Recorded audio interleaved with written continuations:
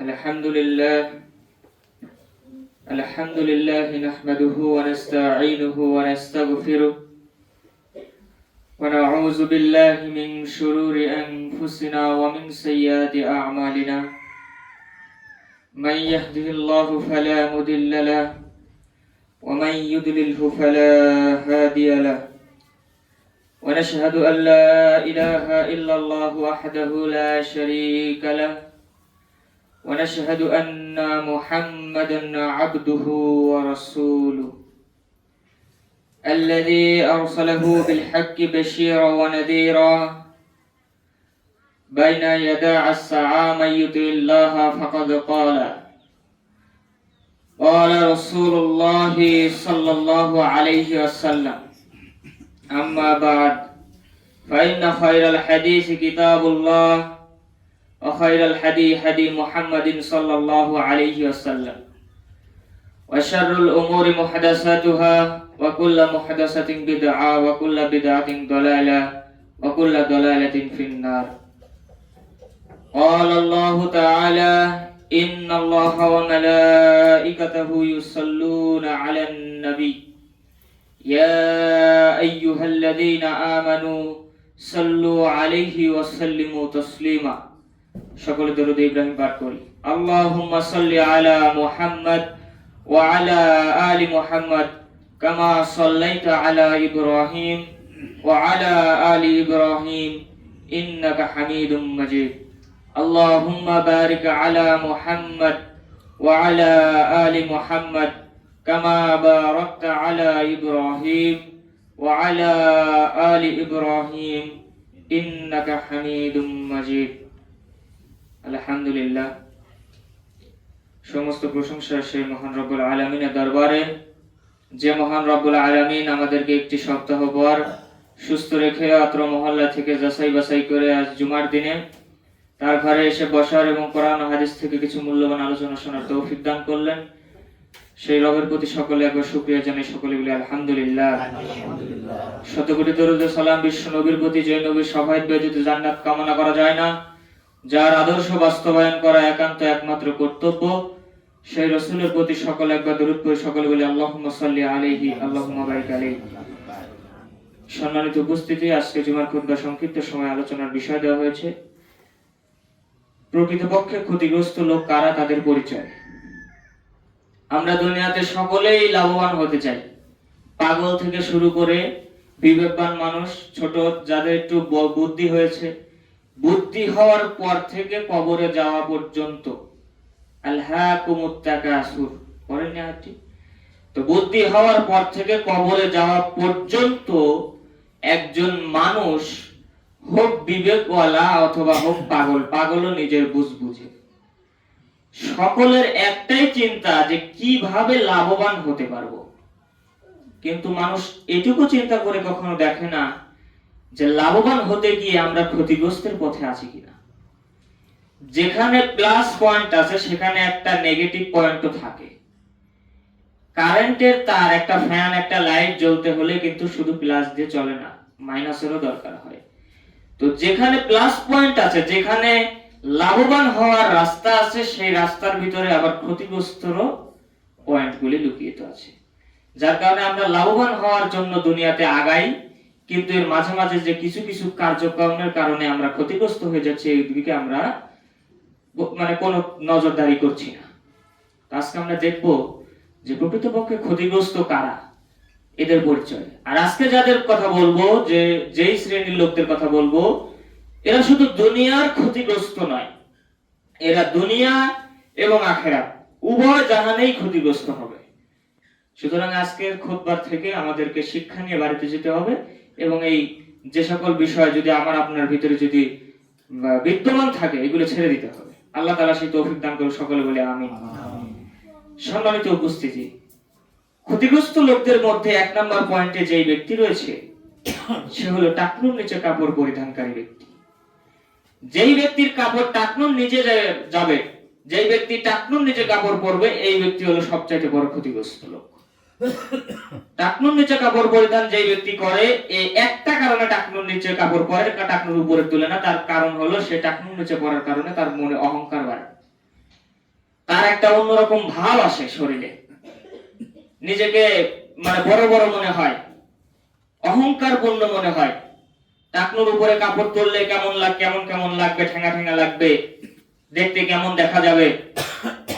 এই যে চিন্তা ভাবনা, নিজেকে বড় মনে করা, মানুষের কাছে উপস্থাপন করা, নিজের সৌন্দর্য, নিজের আমি যে বড়, আমি আমিরত্ব, এই বিষয়টা মানুষের কাছে উপস্থাপন করা, টাকনুর উপরে কাপড় তুললে খারাপ দেখা যাবে, এটা এক প্রকার অহংকার। কিন্তু অহংকার একজনই শুধু শোভা পায়, একজন করবেন, তিনি কে? আল্লাহ তাআলা ব্যতীত পৃথিবীর কোন মানুষ বলেন, নবী রাসূলরা পর্যন্ত, এমনকি ফেরেশতারা পর্যন্ত অহংকার করার অধিকার রাখেন না। অথচ আমরা হচ্ছে সাধারণ মানুষ, আমাদের অহংকার পৌঁছে গিয়েছে একদম উহুদ পাহাড়ের চাঁদি পর্যন্ত, যার কারণে টাকনুর উপরে কাপড় উঠছে না। অহংকার সম্পর্কে আল্লাহ তাআলা বলছেন পবিত্র কোরআনুল কারীমের 31 নম্বর সূরা, সূরাতুল লুকমানের 18 নম্বর আয়াতের প্রথম অংশে আল্লাহ তাআলা বলছেন, ওয়ালা তামশি ফিল আরদি মারাহান, তুমি গর্ব করে পৃথিবীতে বিচরণ করো না। ইন্নাল্লাহা ইউহিব্বু কুল্লা মুখতালিন ফাখুর, নিশ্চয়ই আল্লাহ তাআলা অহংকারীদেরকে পছন্দ করেন না। তাহলে আল্লাহ তাআলা সরাসরি স্পষ্ট ভাবে তার ভাষায় পবিত্র কোরআনুল কারীমের ভিতরে সূরাতুল লুকমানের 18 নম্বর আয়াতের প্রথম অংশ খুলে দেখেন, আল্লাহ তাআলা স্পষ্ট করে দিয়েছেন যে তোমরা অহংকার করে পৃথিবীর ময়দানে বিচরণ করো না। নিশ্চয়ই আল্লাহ তাআলা এই অহংকার পছন্দ করেন না। কারণ এই অহংকার কে করবে? আল্লাহ করবে। এটা আমি আপনি করতে পারি না। এটা হোক যে কোনো ভাবে। টাকনুর নিচে কাপড় পরার আলোচনার মধ্যে এই আয়াতটি কেন আনলাম? কারণ টাকনুর নিচে কাপড় তারা পরে যারা অহংকার করে। আপনি বলেন যে টাকনুর উপরে কাপড় পরবে না, কেন পরবে না? ওই যে বললাম, ঠ্যাঙ্গা ঠ্যাঙ্গা লাগবে, যে অহংকার, যে ভাবটা, এই ভাবটা থাকবে না। কিন্তু টাকনুর উপরে কাপড় পরতে হবে। আর এই বিষয়টা শুধু পুরুষদের জন্য, মহিলাদের জন্য এই বিষয় নয়। মহিলাদের জন্য এই নীতি নয়। মহিলারা কাপড় পরবে টাকনুর নিচ পর্যন্ত, যেন পায়জামার অংশটুকু পায়ের গোড়ালির নিচে পড়ে থাকে, এভাবে কাপড় পরবে। এই হাতের কবজি থেকে এই হাত বের হয়ে থাকলে পর্দার তেমন ক্ষতি না হবে না, তবে পায়ের কোনো অংশ যেন বের হয়ে না থাকে। এমনকি এই মুখের যে আকৃতি, এই আকৃতিটাও পুরোপুরি পর্দা, যদি কেউ এতটুকু পর্যন্ত বেঁধে শুধু মুখটা খোলা রাখে, তবে তার পর্দার কোনো খেলাফ হবে না। তবে বড় বড় বিদ্বানগণ, আলেমগণরা বসে এর একটা ফায়সালা করেছেন যে নারীদের সৌন্দর্য হচ্ছে চেহারায়, সুতরাং এটা ঢাকা আবশ্যক। তাহলে পায়ের নিচে থাকবে নারীদের, আর টাকনুর নিচে থাকবে নারীদের, আর পুরুষদের থাকবে টাকনুর উপরে। কিন্তু আমাদের সমাজে এই কালচারটা কোরআন হাদিসের দিকে বিবেচনা করলে এই কালচার পুরোপুরি উল্টা। এখন রাস্তাঘাটে দেখা যায় পুরুষদের প্যান্টের নিচের অংশ গোড়ালির নিচে থাকতে থাকতে ছিঁড়ে যায়, আর মহিলাদের পাজামা, মহিলাদের বোরকা, মহিলাদের কাপড় দেখা যায় যে টাকনুর থেকে 1 আঙ্গুল 2-3 আঙ্গুল উপরে। তাহলে এটা কোরআন হাদিসের বিপরীত না? অবশ্যই বিপরীত। এই সকল অপকর্ম থেকে, কোরআন হাদিস বিরোধী যে সকল কর্মকাণ্ড রয়েছে, সেগুলো আমাদের সমাজে প্রচলিত আছে। এগুলো থেকে আমাদেরকে বেরিয়ে আসতে হবে। অহংকার সম্পর্কে আল্লাহ তাআলা আরো একটি সূরা, 4 নম্বর সূরা, সূরাতুন নিসা 36 নম্বর আয়াতের শেষ অংশে আল্লাহ তাআলা বলছেন, ইন্নাল্লাহা লা ইউহিব্বু মান কানা মুখতালিন ফাখুর। আল্লাহ তাআলা বলছেন যে নিশ্চয়ই আল্লাহ তাআলা অহংকারী এবং আত্মগর্বিত, যারা আত্মায় নিজেকে মানে খুবই গর্বিত মনে করে, আল্লাহ তাআলা এদেরকে কখনো ভালোবাসেন না। আপনি একটু চায় যে মানুষ আমাকে একটু সম্মান করুক, এজন্য হাদিসের ভিতরে স্পষ্ট নিষেধ আছে যে কোন মানুষের সম্মানে কখনো দাঁড়ানো যাবে না। আপনি বসে আছেন, আপনার ওস্তাদ এসেছে, তার সম্মানে দাঁড়াবেন, এটা সুন্নাহর খেলাফ, দাঁড়ানো যাবে না। ক্লাসের মধ্যে শিক্ষক আসবে, ছাত্ররা বসে আছে, শিক্ষক ঢুকে সালাম দিবে। সালামের একটা ধারাবাহিকতা আছে, আমার আলোচনা আছে সালামের উপরেই একটা আলোচনা আছে। সালামের ধারাবাহিকতাটা আমাদেরকে মেইনটেইন করতে হবে। না করলে কোনো সমস্যা নাই, তবে মেইনটেইন করতে হবে। কোন সংখ্যক লোক বেশি সংখ্যক লোকদেরকে সালাম দিবে, এটা হচ্ছে সালামের ধারাবাহিকতা। তাহলে শিক্ষক একজন আর ছাত্র কয়জন? অনেক হাজার জন। তাহলে কে সালাম দিবে? অবশ্যই শিক্ষক সালাম দিবে। সুতরাং শিক্ষককে রুমে আসা দেখলে ছাত্ররা সব দাঁড়িয়ে সালাম দিবে, এটা সুন্নাহ খেলাফ। এজন্য আল্লাহ রাসূল কাউকে কারো সম্মানে দাঁড়িয়ে দাঁড়িয়ে যেতে নিষেধ করেছেন, কেননা দাঁড়ালে তার অন্তরে একটা কি আসবে, অহংকার এসে যেতে পারে, আত্মগর্ব এসে যেতে পারে, যে আমার সম্মানে মানুষ দাঁড়ায়, আমাকে এই করে সেই করে। এগুলি করা যাবে না। আপনি বসে আছেন, দিনী ভাই এসেছে, বসে মুসাফা করেন, কিন্তু দাঁড়াবেন না। তো সম্মানিত উপস্থিতি, তাহলে আপনারা এই বিষয়ে কম বেশি অনেকেই জানেন যে টাকনুর নিচে কাপড় পরিধান করলে কি ক্ষতি আছে। তবুও বলছি, কারণ আমাদের সমাজ থেকে আমাদের কিছু কিছু যুবক ভাইরা, এমনকি মুরব্বীরা, কিছু কিছু মুরব্বীরাও এখনো পর্যন্ত টাকনুর নিচ থেকে উপরে কাপড় তুলে পড়তে পারেনি। তাদের লুঙ্গি, কিছু কিছু দেখবেন লোকের লুঙ্গি দেখা যায় যে মাটির সাথে কি পারে, মানে ঘষে ঘষে যায় মাটির সাথে। সম্মানিত উপস্থিতি, সাবধান হতে হবে এ থেকে আমাদের। আপনার সন্তান যেন বাড়ি থেকে বের হয়ে ওই টাকনুর নিচে কাপড় পরে, টাকনুর নিচে প্যান্ট পরে আপনার সন্তান যেন স্কুল কলেজ মাদ্রাসায় না যায়। বিশেষ করে মা বোনদেরকে এইগুলি ভালো করে শিখে রাখতে হবে। সন্তান লালন পালনের যে সকল গাইডলাইন রয়েছে তার 3 ভাগের 2 ভাগ শিখতে হবে মাকে, তার 3 ভাগের 2 ভাগ জানতে হবে মাকে। কেননা মা ছেলে সন্তানের সাথে, মেয়ে সন্তানের সাথে বেশি সময় কাটায় শৈশবে, বাবা কাটাতে পারে না। বাবা সকাল হলে, ফজরের আজান হলে সালাত পড়ে ওই যে কর্মব্যস্ততায় বের হয়েছে, আবার রাতে বাসায় আসবে, কিন্তু ওই মেয়েকে, ওই ছেলেকে কে দেখে রাখবে? তার মা। সুতরাং মা বোনদেরকে বলতে চাচ্ছি, আপনার সন্তান যেন টাকনুর নিচে কাপড় পরিধান করে আপনার বাড়ি থেকে বের না হয়। আপনার মেয়ে যেন টাকনুর উপরে কাপড় পরে বাড়ি থেকে বের হতে না পারে। মেয়েদের পর্দার বিষয়, এ বিষয়ে অন্য আলোচনা চলে যায়। তবে মেয়েদের পর্দার বিষয়ে একটা কথা বলতে চাই। এই কথাটা আমি প্রায় খুতবায়, প্রায় আলোচনা, প্রায় মাহফিলেই বলি, যে যেই মেয়েটা বেপর্দায় বের হয়েছে রাস্তায়, এই মেয়েটার তো বাবা আছে, এই মেয়েটার তো মা আছে, এই মেয়েটা তো আপনার বাড়ির থেকেই বের হচ্ছে। এই মেয়েটা তো আর ইউটিউব থেকে ডাউনলোড হয়নি, এই মেয়েটা আপনার বাড়ি থেকে বের হচ্ছে। তাহলে আপনি কেমন মা, আপনি কেমন বাবা যে আপনার মেয়ে এভাবে বেপর্দায় রাস্তায় বের হলো? আপনি কেমন বাবা যে আপনার ছেলে টাকনুর নিচে কাপড় পরে চুলের ভিতরে ব্রাজিলের, আর্জেন্টিনার কাটিং দিয়ে আপনার সামনে দিয়ে বের হয়ে চলে গেল? আপনি কেমন বাবা, আপনি কেমন মা হলেন যে আপনার ছেলে আপনার সামনে দিয়ে এভাবে শার্টের বোতাম খুলে দিয়ে, মাথায় চুলে কাটিং দিয়ে, পায়ের টাকনুর নিচে কাপড় পরে বাড়ি থেকে বের হয়ে গেল? ওই যে আমাদের শায়েকের একটা কথা আছে না, যে জন্ম দিতে পারলেই মা বাবা হওয়া যায় না। জন্ম তো কুকুরও দেয়, গরুও দেয়, কিন্তু গরু ছাগল জন্ম দিয়ে তার সন্তানের আর কোনো এই থাকে, কোনো খোঁজ খেয়াল থাকে? ওই শুধু দুধটা খাওয়ায়। মানুষ হয়ে যাওয়ার পরে মা কোথায়, সন্তান কোথায়, এগুলি থাকে, আর তাদের ভিতরে এই পরিচয় থাকে না। আজকে আমাদের মানুষের অবস্থা ঠিক তেমন হয়ে গেছে, পশুদের মতো জন্ম দিয়ে রেখে দেয়। সম্মানিত উপস্থিতি, এজন্য বলছিলাম, এ বিষয়ে হাদিসের মধ্যে এসেছে, আবু যর রাদিয়াল্লাহু তাআলা আনহু হতে বর্ণিত, নবী করিম সাল্লাল্লাহু আলাইহি ওয়াসাল্লাম বলেছেন, কিয়ামতের মাঠে আল্লাহ তাআলা 3 শ্রেণীর ব্যক্তির সাথে কথাই বলবেন না। আল্লাহ তাআলা কিয়ামতের মাঠে 3 শ্রেণীর ব্যক্তির সাথে কথাই বলবেন না। তাদের দিকে তাকাবেনও না, তাদেরকে পরিপূর্ণ করবেন না, তাদের সাথে কোনো কথাও হবে না। তারা বিনা হিসাবে জাহান্নামে চলে যাবে। কোনো কথা হবে না এদের সাথে আল্লাহ কিয়ামতের মাঠে, কোনো লেনদেন হবে না। কি করেছি না করেছি, কোন ইবাদত করেছি, কয়বার হজ করেছি, কতদিন তাহাজ্জুদ পড়েছি, এসব হিসাব তো দূরের কথা, কোনো হিসাব হবে না আল্লাহর সাথে। কয়টা বৈশিষ্ট্য থাকলে? 3টা। তার 1 নাম্বার হলো টাকনুর নিচে কাপড় পরিধানকারী ব্যক্তি। যে ব্যক্তির কাপড় টাকনুর নিচে থাকবে, এই ব্যক্তির সাথে কিয়ামতের মাঠে আল্লাহ তাআলা কোনোদিন কথাই বলবেন না, কোনো সময় কথা বলবেন না। আল্লাহ তাআলা, আল্লাহ তাআলার সামনে উপস্থিত হয়েছে, বলবে চলে যাও, শেষ, আপনার হিসাব শেষ। কি কারণে?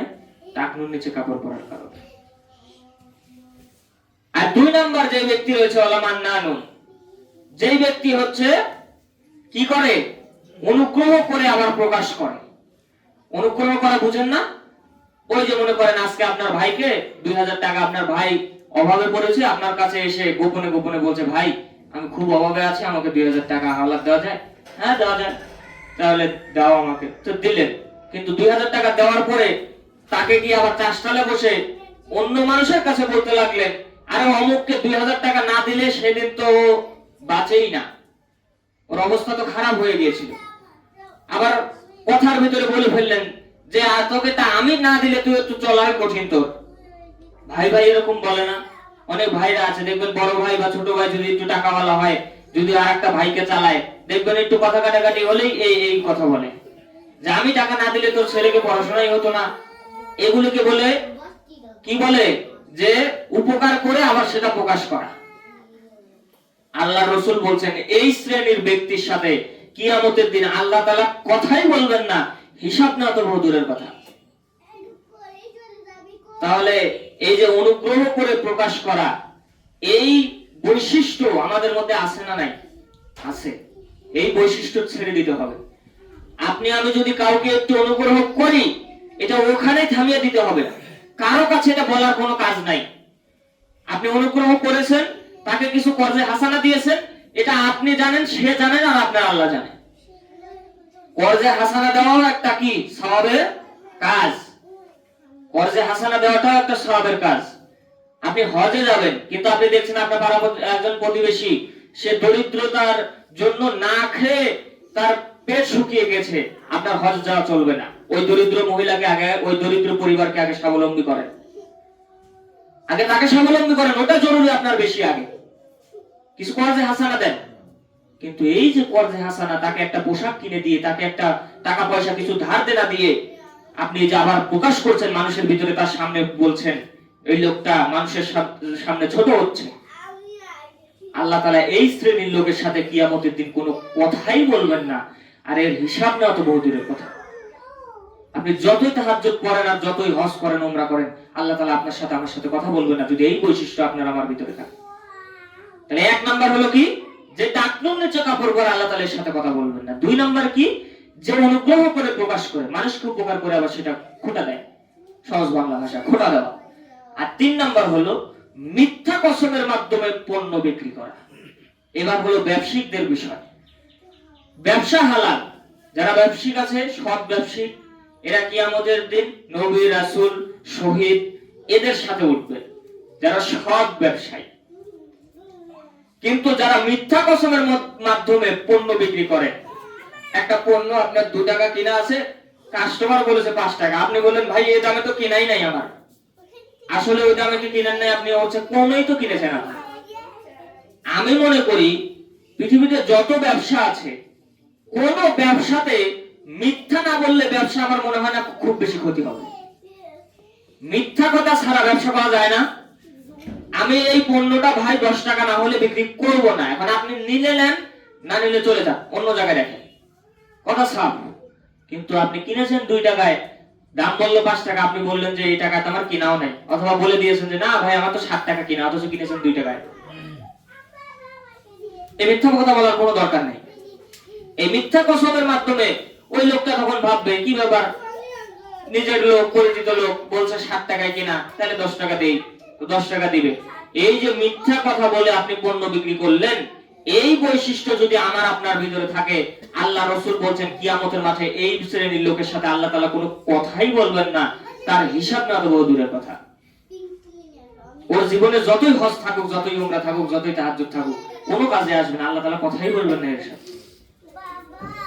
তাহলে চিন্তা করেন, সেই কিয়ামতের মাঠে মালিক যদি আমার আপনার সাথে কথাই না বলে, সেই দিন পরিস্থিতি কি হবে আমার আপনার। সুতরাং এই সকল বৈশিষ্ট্য থেকে বেরিয়ে আসতে হবে। আল্লাহ তাআলা আমাদেরকে সেই তৌফিক দান করুন, সকলে বলে আল্লাহুম্মা আমিন। আর আবু হুরায়রা রাদিয়াল্লাহু তাআলা আনহু قال قال রাসূলুল্লাহ সাল্লাল্লাহু আলাইহি ওয়াসাল্লাম, আবু হুরায়রা রাদিয়াল্লাহু তাআলা আনহু হতে বর্ণিত, তিনি বলেন রাসূল সাল্লাল্লাহু আলাইহি ওয়াসাল্লাম বলেছেন যে মা আসফালা মিনাল কাবাইনি মিনাল ইজারি ফিন্নার, যেই ব্যক্তির কাপড়ের যেই অংশটুকু টাকনুর নিচে যাবে, ওই অংশটুকু কিয়ামতের দিন আগুনের মধ্যে থাকবে। নার শব্দের অর্থ জাহান্নাম। তাহলে সেইটুকু কোথায় থাকবে? জাহান্নামে। তাহলে আপনি চিন্তা করেন, আমি চিন্তা করি, মা বোনদেরকে বলছি, আপনার সন্তান যে টাকনুর নিচে কাপড় পরে বাইরে বের হচ্ছে, একটু চিন্তা করে দেখেন তো, যে দুনিয়ার আগুন হচ্ছে জাহান্নামের আগুনের ধোঁয়া, জাহান্নামের ধোঁয়া হচ্ছে দুনিয়ার আগুন। তাহলে যেই আগুনের ধোঁয়া আমরা সহ্য করতে পারি না, সেই সরাসরি আগুনের ভিতরে এই পায়ের গোড়ালি পর্যন্ত যদি আগুনের ভিতর দিয়ে দেওয়া হয়, তাহলে আমার আপনার কি সহ্য করার ক্ষমতা রাখি? রাখি না। তাহলে চিন্তা করেন, আর এটা আপনি বৈজ্ঞানিক দিক দিয়ে চিন্তা করলেও এটা ক্ষতি পুরুষের জন্য। পুরুষের একটা হরমোন থাকে এই টাকনুর ভিতরে, এটা যদি আপনি আলো বাতাস, দিনের আলো বাতাস এগুলি না লাগান, যদি ঢেকে রাখেন, তাহলে আপনি এক সময় আপনার ক্ষতি হবে এর থেকে। এটা বৈজ্ঞানিক কথা, বিজ্ঞানদের রিসার্চ, আর আল্লাহ রসুলের হাদিস তো শুনলেন।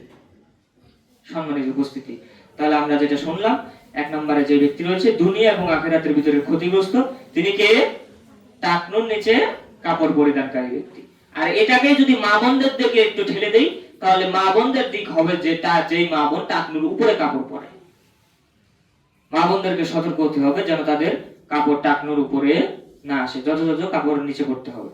সম্মানিত উপস্থিতি, এবার আসেন 2 নম্বর পয়েন্টে যে ব্যক্তি রয়েছে যে দুনিয়া এবং আখিরাতের ভিতরে সবচেয়ে বড় ক্ষতিগ্রস্ত, সে হলো গান বাজনা এবং বাদ্যযন্ত্র নিয়ে আগ্রহ ব্যক্তি। যেই ব্যক্তি গান বাজনা নিয়ে ব্যস্ত থাকে, যেই ব্যক্তি গান বাজনার সাথে নিজের সম্পর্ক গড়ে নিয়েছে, এই ব্যক্তি হলো সবচেয়ে বড় ক্ষতিগ্রস্ত। গান বাজনার প্রচলন আমাদের সমাজে নাই? আছে। গান বাজনা আমাদের সমাজে এমন ভাবে প্রচলিত হয়েছে যেন গান বাজনা একটা সামাজিক একটা বৈশিষ্ট্য হয়ে গিয়েছে, যে বিবাহের অনুষ্ঠানে গান ছাড়া বিয়ে নেই। একটা অনুষ্ঠান করবে, গান ছাড়া অনুষ্ঠান হবে না। যে কোনো অনুষ্ঠানে গান ছাড়া অনুষ্ঠান হবে না। তো গানওয়ালা বাড়িতে আজকে বলে গেলাম, যেই বিবাহের অনুষ্ঠানে গান বাজনা হবে, সেই বিবাহের অনুষ্ঠানে যদি যৌতুক নাও থাকে, তবুও সেই বিবাহের অনুষ্ঠানে আমি অ্যাটেন্ড করব না। কেননা গান বাজনার কারণে ওই বাড়ি আর মুসলিম বাড়ি থাকে না। কেননা গান বাজনা হচ্ছে অমুসলিমদের কার্যক্রম, অমুসলিমদের কাজ। অমুসলিমদের কাজ যেই ব্যক্তি করবে সে মুসলমান থাকতে পারে না। সুতরাং সেই বাড়িতে কোনো দাওয়াত খানাপিনা করা যাবে না। দাওয়াত যখন দেয়, দাওয়াত কবুল করার কিছু নিয়ম আছে। বিবাহের দাওয়াত দিতে আসলে চট করে বলবেন না, কথা দিবেন না, এখানে আবার বিষয় আছে। দাওয়াত দিলে আপনি যদি কথা দেন, সেখানে অ্যাটেন্ড করতে হবে। এজন্য আগেই সেই লাইন মেরে দেন। কিভাবে? যখন দাওয়াত দিয়ে আসে তখন বলবেন, ভাই কিসের দাওয়াত? যদি বলে সবে বরাত, তাহলে যাওয়া যাবে? যাবে না। যদি বলে যে সুন্নাতে খাতনা, যাওয়া যাবে? যাবে না। অনুষ্ঠান শরীয়তের ভিতরে, শরীয়ত যেখানে অনুষ্ঠানের অনুমতি দিয়েছে সেখানে অনুষ্ঠান করতে হবে। এখন আপনার মেয়ের নাক কান ফুরাবেন, একদম গান বাজনা দিয়ে পুরো মহল্লাবাসীকে জানিয়ে ফেলেছেন, সুন্নাতে খাতনা দিয়েছেন, এটা গোপন রাখতে হবে। ছোট কি বড় কি, আজকে আমাদের মানুষের একটা সমস্যা কি জানেন? সেটা হলো যে মানুষ ছোট বড় বিবেচনা করে লজ্জা স্থানের ক্ষেত্রেও। একটা মেয়ের বয়স 8-9 বছর, তাকে যদি আপনি ছোট থেকে তার লজ্জা স্থানের হেফাজত না শেখান, তাহলে সে বড় হয়ে কি শিখবে? একটা ছেলে মুসলমানি করিয়েছেন, আপনার ছেলে, আপনি যদি গোটা মহল্লাবাসীকে জানান যে আমার ছেলেকে মুসলমানি দিয়েছি, এই দেখে যাও, গান বাজনা বাজিয়ে দাওয়াত দিয়ে ঢোল ডাকর পেটিয়ে যদি মানুষকে দেখান, ওই ছেলে লজ্জার কি শিখবে? ওই ছেলে বড় হয়ে হাত প্যান্ট পরে ঘুরবে না, কোন ছেলে ঘুরবে? ও তো দেখে যে লজ্জা স্থান, মানে যেখানে লজ্জা স্থানের একটা অপারেশন, সেখানে মানুষকে জানিয়ে দেওয়া হয়। তাহলে টাকনুর উপরে, হাঁটুর উপরে হাত প্যান্ট পরে ঘুরলে কি সমস্যা? যেই মেয়ে দেখছে যে আমার বাবা ওন্না নেওয়া, ছোট 8-9 বছর বয়স, আমার মা আমার বাবা আমাকে ওন্না নেওয়াই শেখায়নি, ও 10-12 বছর 15 বছর 18 বছর বয়সে গিয়ে কি ওন্না ব্যবহার করবে, কি হিজাব ব্যবহার করবে? এজন্য ছেলে মেয়েকে চেষ্টা করবেন ছোট থেকে, যখন কাদা মাটি তারা, তখন থেকে তাদেরকে গড়ে নেওয়ার। আজকে আমাদের এই মেয়েদেরকে পর্দা না করার কারণ হলো মেয়ের মা বাবারা, অধিকাংশ মেয়ের মা বাবারা চিন্তা চেতনা হলো যে আরে মেয়ে বড়ই হয়নি, আরেকটু বড় হোক, আরেকটু বড় হোক। আরেকটু বড় হতে হতে আপনার মেয়ে যে কলেজ ইউনিভার্সিটি ছেড়ে ওদিক দিয়ে যে বের হয়ে যাচ্ছে আরেকজনের সাথে, আপনার সেই হুঁশ নাই। এই জন্য এই পরিস্থিতি। কথা বুঝতে পারেননি? আপনার মেয়ে বড় হবে কবে? নিউজের ভিতরে দেখেন না, 40 বছর 50 বছরের লোক 9 বছরের মেয়েকে দর্শন করে, এগুলি কি চোখে পড়ে না? কেন করে? ওই পাড়া প্রতিবেশীর মুরব্বী এসে আপনার মেয়ের মাথায় হাত বুলিয়ে দিয়ে বলছে, মা বলে বাপ বলে, আপনি মনে করছেন যে খুব আহ্লাদ করে ফেললো। কখনো নয়, এগুলি করাবেন না, এগুলি করাবেন না। প্রাপ্তবয়স্ক মেয়েকে মেয়ের বাবা জড়িয়ে ধরে কখনো কোনো আদর করতে পারে না, ভালোবাসা প্রকাশ করাতে পারে না। প্রাপ্তবয়স্ক মেয়ে প্রাপ্তবয়স্ক ভাইয়ের কোলে বসতে পারে না। প্রাপ্তবয়স্ক মেয়ে প্রাপ্তবয়স্ক ভাই এক রুমে ঘুমাতে পারে না। এক বিছানায় প্রাপ্তবয়স্ক মেয়ে এবং তার বোন, প্রাপ্তবয়স্ক 2 বোন এক কম্বলের নিচে ঘুমাতে পারে না, তাকে বিছানা আলাদা করে দিতে হবে, মেয়ে হলেও। আর নারী মেয়েদেরকে, মা বোনদেরকে একটা কথা বলে যাই, সেটা কি বলে যাব, যে মেয়েদের সামনে আপনারা চুল কখনো খুলে দিয়ে রাখবেন না। মনে করবেন না যে এখানে ওই যে আমার একটা নারীদের মর্যাদার বিষয়ে আমার একটা আলোচনা ছিল, সেখানে বলেছিলাম আমি যে মা বোনেরা আজান হলে মাথায় কাপড় দেয়, হুজুর দেখলে এমন ভাব করে মনে হয় যে এখন ঘর বাড়ি ভেঙে ওই পাশে চলে যাবে, কিন্তু ওই যে ফেরিওয়ালা এসে, পাতিলওয়ালা এসে যখন ডাক দেয়, তখন ওন্না রেখে ফেরিওয়ালা পাতিলওয়ালার সাথে আলাপ শুরু করে, দোকানদারের সাথে আলাপ শুরু করে। এগুলো আগলা পিরিত, এগুলি করে লাভ নাই। আজান কি আপনাকে দেখছে নাকি? যে কথা বলছিলাম, মেয়েদের সামনে এই কথাটা অবাক লাগতে পারে যে 2 বোন এক বিছানায় থাকতে পারবে না, প্রাপ্তবয়স্ক 2 বোন, এ কেমন কথা? আসলেই থাকতে পারবে না। কেন পারবে না? আপনার মেয়ে 2 বোন যদি এক জায়গায় থাকে, বা কোনো মহিলার সামনে যদি আপনি চুল খুলে দিয়ে থাকেন, তাহলে আপনার চুল ওই বাড়ির মহিলা দেখার পরে তার স্বামীর কাছে অথবা অন্য কোনো পুরুষের কাছে কি ওই মহিলা বলবে যে আরে অমুকের বেটির চুল এত বড়, অমুকের বেটির শরীর এরকম নরম, অমুকের বেটির হাত এরকম, অমুকের বেটির কোমর এরকম, আমি না দেখেছি ভালোই মেয়েটা, তখন ওই পুরুষের অন্তরে ওই মেয়েটাকে নিয়ে খারাপ চিন্তা ভাবনা আসতে পারে। এজন্য মেয়েদেরকেও মেয়েদের সামনে যথাযথ পর্দা মেইনটেইন করতে হবে। যে কথা বলছিলাম গান বাজনা, এই গান বাজনা থেকে আমাদেরকে বেরিয়ে আসতে হবে। গান বাজনা করলে কি হবে দেখেন, গান বাজনা করলে আমাদের সমাজে 3টা ভয়াবহ পাপ নেমে আসবে, এই কথা আল্লাহ রাসূল বলছেন। এটা বলি এই পয়েন্ট ছেড়ে দেব, সময় সংক্ষিপ্ত। 2টা হাদিস বলবো গান বাজনা সম্পর্কে। প্রথমে একটা বলি, নাফে রাদিয়াল্লাহু তাআলা আনহু আর ওমর রাদিয়াল্লাহু তাআলা, এই ওমর আর আমের দুইজন কিন্তু 2 ব্যক্তি, আমের একজন, ওমর একজন। তো ওমর রাদিয়াল্লাহু তাআলা আনহুর সাথে নাফে রাদিয়াল্লাহু তাআলা আনহু কোথাও যাচ্ছিলেন, পথে আছে, যেতে যেতে ওমর রাদিয়াল্লাহু তাআলা আনহু হঠাৎ করে দাঁড়িয়ে গিয়ে কানের ভিতরে আঙ্গুল দিয়ে রাস্তার একপাশে দাঁড়িয়ে গেছে। তখন নাফে বললেন, হে ওমর, তুমি এভাবে দাঁড়িয়ে গেলে কেন? তখন বলছে যে তুমি কি কিছু আওয়াজ শুনতে পাচ্ছ? তুমি কি কোনো আওয়াজ শুনতে পাও? তখন নাফে রাদিয়াল্লাহু তাআলা বললেন, না তো, কই, আমি তো কোনো আওয়াজ শুনতে পাই না। বলে, আমার কানের ভিতরে গান বাজনার আওয়াজ আসছে, তাই আমি কানের ভিতরে আঙ্গুল দিয়ে রাস্তার একপাশে দাঁড়িয়ে গেলাম। হে নাফে, তুমি জানো একদা আমি ওমর একদা রাসূল সাল্লাল্লাহু আলাইহি ওয়াসাল্লামের সাথে পথ দিয়ে তোমার মতো এইভাবে যাচ্ছিলাম, রাসূল সাল্লাল্লাহু আলাইহি ওয়াসাল্লাম গান বাজনার আওয়াজ শোনার সঙ্গে সঙ্গে তার 2 শাহাদাত আঙ্গুল কানের ভিতর ঢুকিয়ে রাস্তার একপাশে দাঁড়িয়ে গেলেন। আর আপনার বাড়িতে 24 ঘন্টা গান বাজে, একটা বক্সে হয় না, 2টা 3টা 4টা 5টা গান বক্স নিয়ে গান বাজাতে হয়। নিজে পাপ করেন, অপরকে সেই পাপে শামিল করেন। আপনি আল্লাহ রাসূলের হাদিস জানেন না, কুল্লু উম্মতি মুআফান ইল্লা মুজাহিরিন, আমার সব উম্মত ক্ষমা পেলেও ওই উম্মত ক্ষমা পাবে না ইল্লা মুজাহিরিন, যে পাপ প্রকাশ করে বেড়ায়। এই উম্মত কোনোদিন ক্ষমা পাবে না যদি তওবা করে মৃত্যুবরণ না করে। আমার সব উম্মত ক্ষমা পেলেও, জিনাকারী ক্ষমা পাবে। ওই যে যত বড় পাপ করুক, নিজ বোনের সাথে পাপ করলেও, নিজ বোনের সাথে জিনা করলেও আল্লাহ তাআলা চাইলে ক্ষমা করবেন, কিন্তু একে ক্ষমা করবেন না যে ইল্লা মুজাহিরিন, যে নিজে পাপ করে এবং মানুষের কাছে সেই পাপের কথা প্রকাশ করে।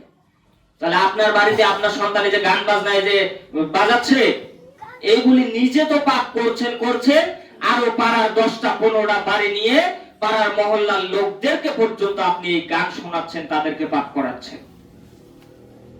তবে যারা আগ্রহী নয় তারা পাপে শামিল নয়। কিন্তু আপনার বাড়িতে গান বাজছে, 2 বাড়ি পরে যে আপনার গানের আওয়াজ যাচ্ছে, সেই বাড়ির 2টা ছেলে গান পছন্দ করে, তারাও শুনছে, কিন্তু আপনি না বাজালে তারা শুনতে পারতো না। এই জন্য বলছিলাম সাবধান হয়ে যান যারা পাপ করেন। আমার একটা বক্তব্যই আছে যে পাপ করে এবং পাপ প্রকাশ করার কুফল, এর উপরে একটা বক্তব্যই আছে আমার। তো যাই হোক, যে কথা বলছিলাম, এই গান বাজনা করা হচ্ছে পাপ করা এবং অপরকে সেই পাপের সাথে অংশীদার করা। ইনি হলেন মুজাহিরিন। আল্লাহ রাসূল বলছেন, আমার সব উম্মত, কুল্লু উম্মতি, সব উম্মত ক্ষমা পেলেও এ ক্ষমা পাবে না কোনোদিন।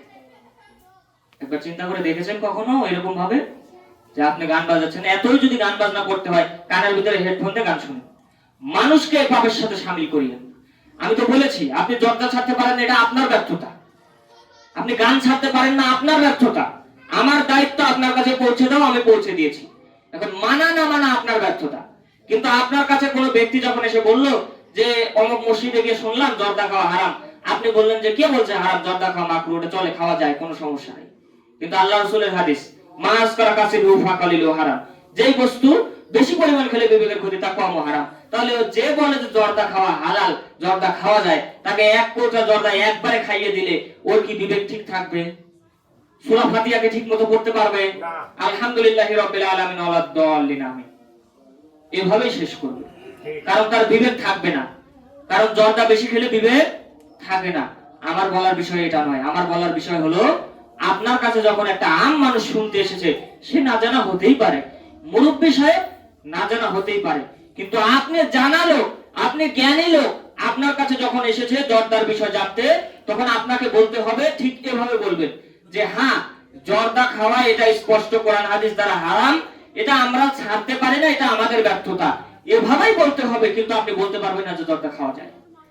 যদি আপনি এভাবে বলেন, তাহলে আপনি ওই যে সেই মুজাহিরিনদের অন্তর্ভুক্ত, নিজে পাপ করেন এবং অপরকে সেই পাপ করান। এই পাপের প্রকাশ করার বক্তব্য আপনাদেরকে একটু শোনালাম আর কি। কেননা এই বাদ্যযন্ত্র এটাও হলো পাপ করা, নিজে করা এবং প্রকাশ করা।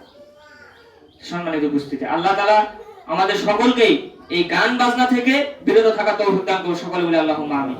ও তিনটা পাপের কথা বলছিলাম, যে তিনটা ভয়াবহ দুর্দশা নেমে আসবে যদি, আল্লাহ রাসূল বলছেন, আমার উম্মতরা যদি গান বাজনা, নারী, মদ, জুয়া এগুলি নিয়ে যদি ব্যস্ত হয়ে যায়, তাহলে তাদের উপরে তিনটা গজব আসবেই আসবে, আজ হোক কাল হোক, কিয়ামতের আগে আসবেই।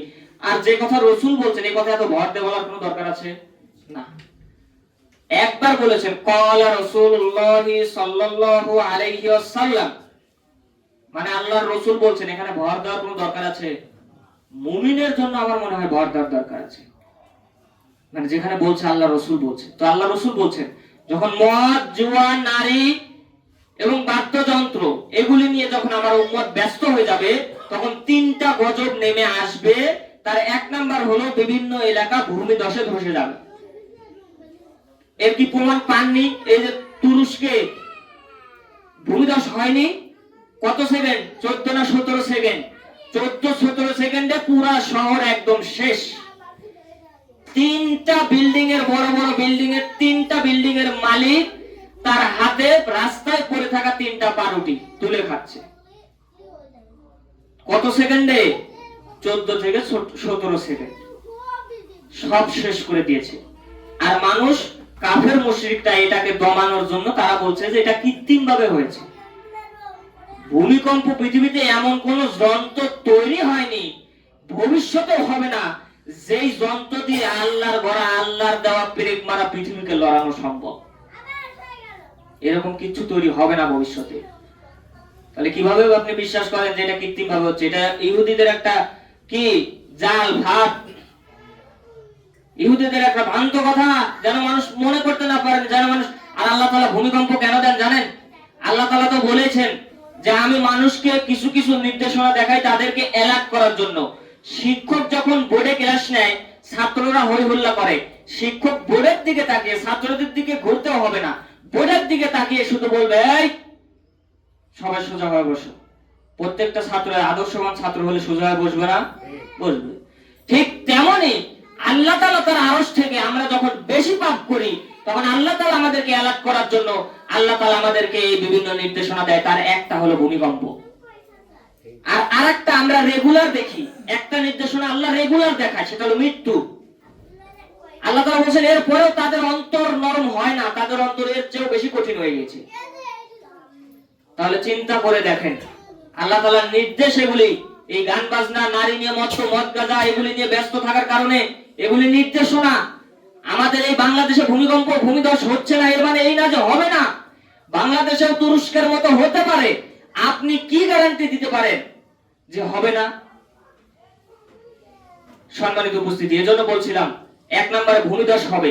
ভূমিধস থেকে আমাদেরকে বেঁচে থাকতে হবে। তাহলে কি করতে হবে? এই সকল গান বাজনা, নারী, মদ, জুয়া এগুলি থেকে বিরত থাকতে হবে। আর দুই নাম্বার যেটা, সেটা হলো উপর থেকে অথবা কোন জাতির পক্ষ থেকে জুলুম অত্যাচার চাপিয়ে দেওয়া হবে। আমরা মুসলিম হিসেবে বলেন তো আমরা আসলে জুলুমের শিকার কি শিকার না? অবশ্যই আমরা জুলুমের শিকার। আমরা মুসলিম কিন্তু আমরা জুলুমের ভিতরে আছি। জুলুম অত্যাচার আমাদের মাথার উপর দিয়ে অহরহ যাচ্ছে। এটা আপনারা কতটুকু বুঝেন জানি না, তবে যারা আমরা দিনের দায়ী, যারা আমরা বিভিন্ন মহল্লায় যাই, আমাদের উপরে বহু চাপ জুলুম আমাদের উপর সৃষ্টি করা হয়। এই সাইফুল্লাহ ফাহাদ ভাই আপনার চট্টগ্রামের ওইদিকে কোন যেন চট্টগ্রাম নাকি কোন যেন এক অঞ্চলে যাই হোক মাহফিলে গিয়েছিলেন, মাহফিলে ফেরার পথে রাস্তার উপর দিয়ে গাছ বালুর বস্তা এগুলো ফেলে দিয়েছে। কেন দিয়েছে? এই রাস্তায় এগুলো দেখলে তারা বিপরীত রাস্তা ধরবে, বিপরীত রাস্তায় ওরা রেডি হয়ে আছে। কিন্তু আল্লাহ তাআলা রক্ষা করেছেন, বিধায় তারা সেখান থেকে সুস্থভাবে ফিরেছে। তো এগুলি কি জুলুম নয়? এগুলো কেন জুলুম হচ্ছে? আমাদের কারণে। আজকে বাংলার মুসলমানরা তাদের ইসলামিক কালচার, ইসলামিক রীতিনীতি চালু করতে পারছে না, সম্পূর্ণরূপে বাস্তবায়ন করতে পারছে না। এটা নিজেদের কারণে। ওই বললে হবে না যে ইসলাম কায়েম করব, ওই বললে হবে না। আকীদা মানহাজ ঠিক করতে হবে, তবেই ইসলাম কায়েম হবে। মুখে বললে ইসলাম কায়েম হবে না। 30% নারী নেতৃত্ব না দিলে নিবন্ধন টেকে না। ওই দল দিয়ে ইসলাম কিভাবে কায়েম হয়? কোরআন হাদিসে 1% নারী নেতৃত্ব আছে, হুকুম আছে?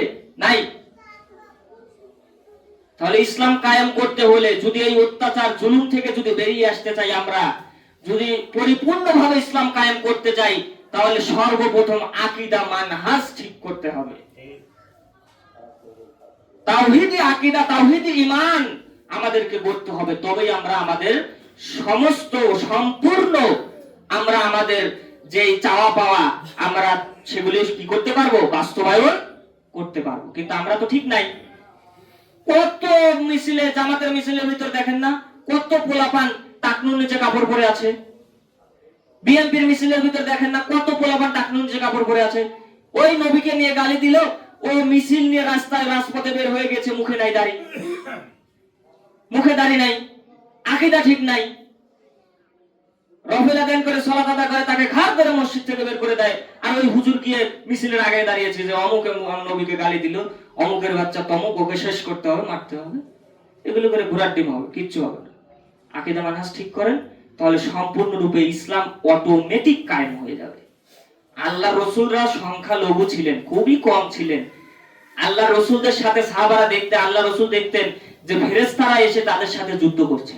তাছাড়া আল্লাহ যদি ফেরেশতারাদের না পাঠায়, যতগুলি যুদ্ধ গিয়েছে, একটা যুদ্ধেও এই রাসূল সাল্লাল্লাহু আলাইহি সাল্লাম তাদের সাহাবাদেরকে নিয়ে উত্তীর্ণ হতে পারতেন না যদি আল্লাহ তাআলা তাদের ফেরেশতা দিয়ে সাহায্য না করতেন।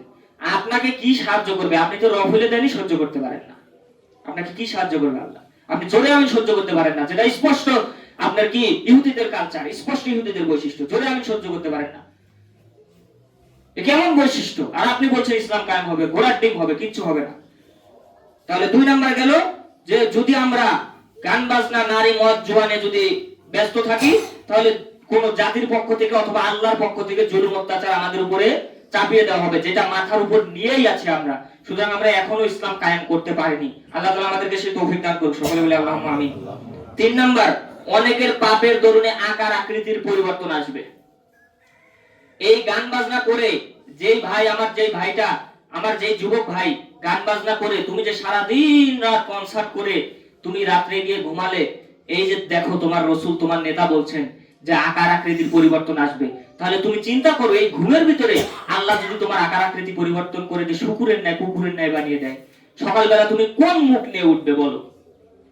অন্তর কি কাঁপে না? অন্তরে ভয় নাই? এই আকার আকৃতি পরিবর্তন আসবে। আমরা এখন দেখছি না, কিন্তু আমাদের পরের প্রজন্ম দেখবে, আমরাও দেখতে পারি, আমাদের পরের প্রজন্ম দেখবে। কিন্তু আল্লাহ রাসূলের কথা মিস হবে না, এটা লিখে রাখেন। আকার আকৃতি পরিবর্তন আসবে এই পাপের জন্য। গান বাজনা করে গিয়ে রাতে ঘুমাবে, সকালে উঠে দেখবে শুকুর হয়ে গেছে, কুকুর হয়ে গেছে, বানর হয়ে গেছে। এটা হবে, এটা আল্লাহ রাসূলের কথা, আমার কথা নয়। সম্মানিত উপস্থিতি, সময় খুবই সংক্ষিপ্ত, 5টা পয়েন্ট বলার নিয়ত করছি, তার ভিতরে 2টা বলেছি, আর 3টা আছে, আমরা শেষ করে দেব খুব তাড়াতাড়ি। গনিমত সরকারি সম্পদ আত্মসাৎকারী, এই ব্যক্তি হলো দুনিয়া এবং আখিরাতের ভিতরে সবচেয়ে বড় ক্ষতিগ্রস্ত। গনিমতটা কি? এই যে যুদ্ধ করার পরে বিপরীত দল থেকে, কাফেরদের থেকে আমরা যেই সম্পদগুলি পাবো, এগুলি হলো গনিমত। এগুলি আমাদেরকে আত্মসাৎ করা যাবে না। এটা বন্টন করার নিয়ম সূরা লুকমানের 41 নম্বর আয়াত, এর ভিতরে আল্লাহ তাআলা দিয়ে দিয়েছে। এর কত অংশ আল্লাহ এবং তার রাসূলকে দিতে হবে, কত অংশ যারা যুদ্ধে অবস্থান করছে তাদেরকে দিতে হবে, এটা বিস্তারিত ওখানে দেওয়া আছে, আপনারা দেখে নেবেন।